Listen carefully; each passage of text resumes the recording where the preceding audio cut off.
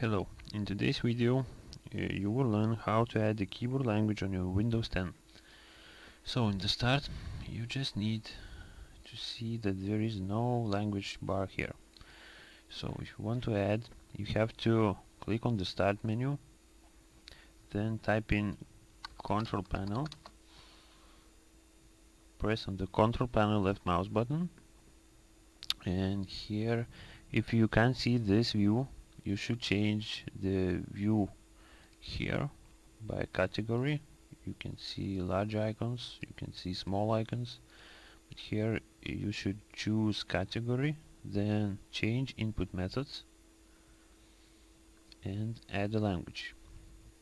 Here we can see all the list of all languages, so you can find your native language. Like mine is Lithuania, the Lithuanian language, then double click on it and that's it. You have it here, and you have it here, and you can use it. If you want them in different order, you can move it up here or move it down as you want. So it's basically that's it.